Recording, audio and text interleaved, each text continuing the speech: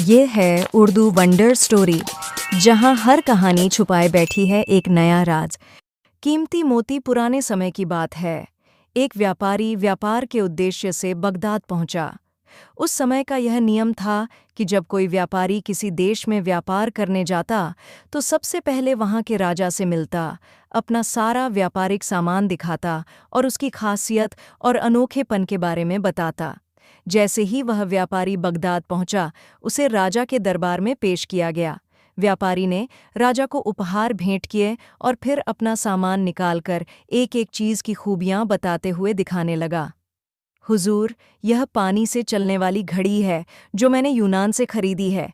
यह कालीन है जो मैंने ईरान से लिया है और यह शुद्ध रेशम के धागे से बना है।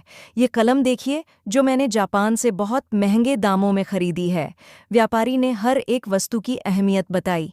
राजा मुस्कुराते हुए बोला, बहुत खूब, सारी चीज़ें बहुत ही बेहतरीन और दुर्लभ हैं जो तुमने ईरान, यूनान और जापान से लाई हो।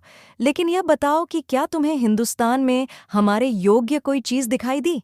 व्यापारी ने राजा को प्रभावित करने के लिए कहा, हुजूर, वहाँ तो बहुत सी चीज़ें थीं जो आपके योग्य थीं, लेकिन जो चीज़ मुझे सबसे ज़्यादा पसंद आई, उसे पाने के लिए मुझे कुछ समय वहाँ रुकना पड़ता, जबकि मेरे पास केवल 2 दिन का ही समय था। राजा ने पूछा, अच्छा, वह कौन सी चीज़ थी?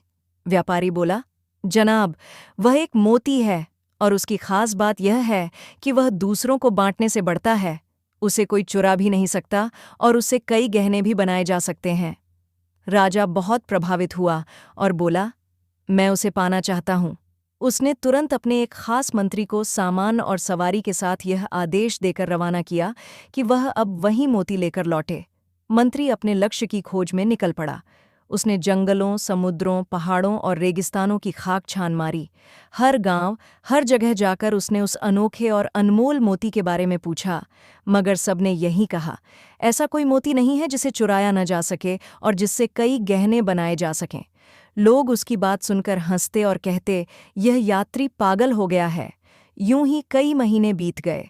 निराशा के बादल गहराने लगे, लेकिन राजा के सामने खाली हाथ लौटने का डर मंत्री को चैन नहीं लेने दे रहा था। उसने हर संभव कोशिश कर ली, मगर मोती नहीं मिला तो उसने लौटने का निर्णय लिया। एक रात जब वह बहुत थका हुआ जंगल से होकर लौट रहा था, एक पेड़ के पास आराम करने लेटा ही था कि अचानक उसे एक रोशनी अपनी ओर आती दिखी। पहले तो वह डर गया, लेकिन फिर एक आवाज़ सुनाई दी, अरे नौजवान, डरो मत, मैं एक अच्छी परी हूँ।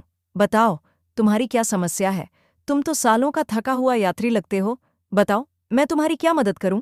मंत्री ने उसे अपनी पूरी कहानी सुनाई और बताया कि उसे जिस मोती की तलाश थी वह कहीं नहीं मिला।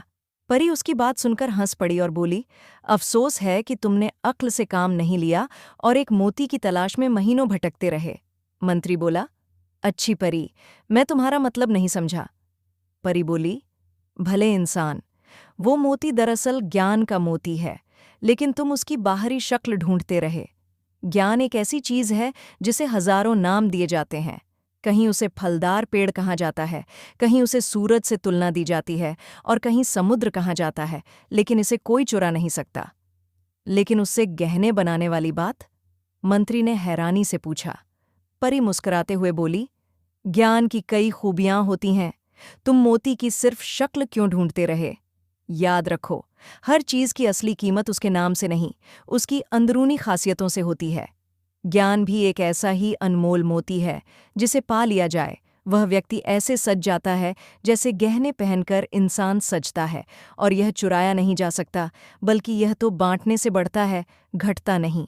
मंत्री बड़े ध्यान से परी की बात सुनता रहा और अंत में इस बात को मान गया कि वाकई ज्ञान एक ऐसा मोती है जिसके पास हो वही असली अमीर होता है।